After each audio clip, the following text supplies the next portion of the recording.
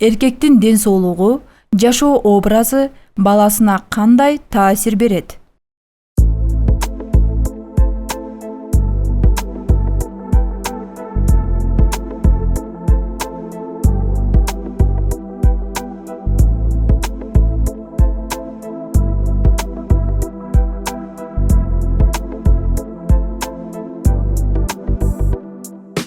Баарыбызга белгилүү болгондой эле, эненин ден соолугу айрыкча кош бойлуу кезинде баласы үчүн чоң таасир берет.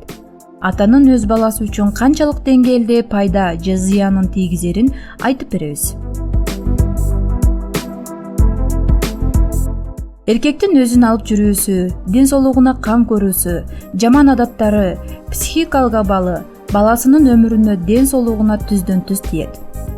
Демек, келечектеги балаңыздын атасы кандай сапаттарга ээ болуш керек?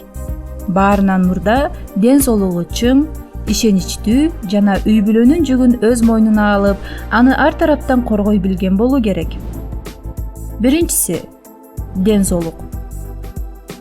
Бул жерде физикалык жактан эле сөз болгон жок, балким генетикалык жактан да кароо керек. Анткени кээ бир адамдар тукум кууй турган ооруларды алып жүрүүчү болушат.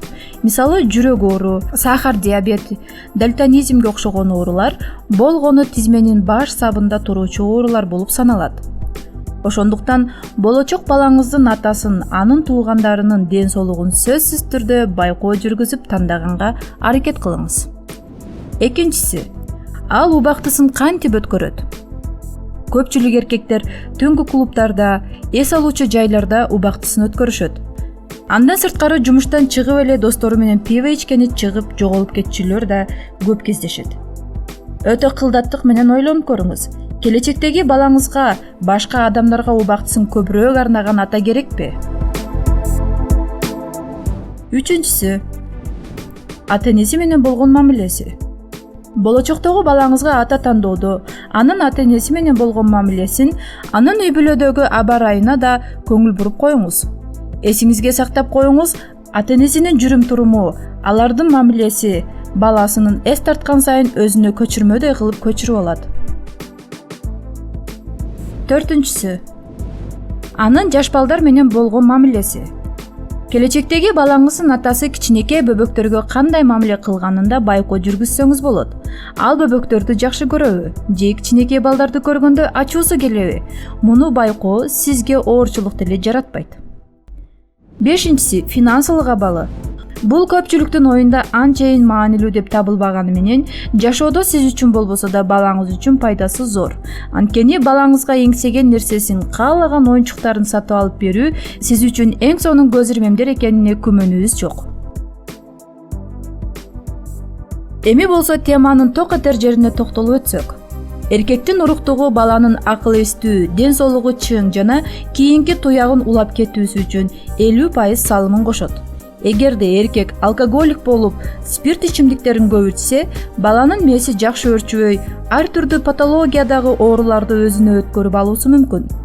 Андан сырткары эркек психикалык оорукчан болсо, баласына да таасирин тийгизип, артынан сапатсыз гендин, мындайча айтканда оорукчан туяктын уланышы күтүлөт.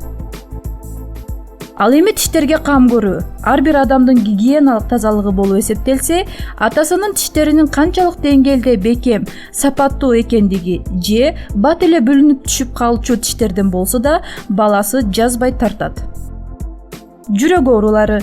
Эркек ден соолугуна кам көрүү керек деген сөздө көбүнчө сырткы келбетине көңүл буруп, ички организми унутта калып кетет.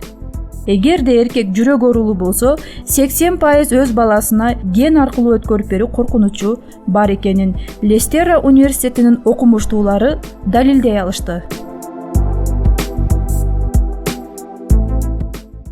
Биз башкаларды окутуп, акыл үйрөткүбүз келбейт. Ар бир адам жашоосунда кандай чечим чыгарууну өздөрү билет. Ошондой болсо дагы биздин тасмабыз сиздердин кулаңыздарга күмүш сырга болсун. Бул видеону башкалар менен бөлүшүп, өз ара талкууга алыңыздар. Анткени талкуудан тактык жаралат дегендей, ар бир көрүүчү комментарийге өз оюн калтырса болот. Саламатта калыңыздар.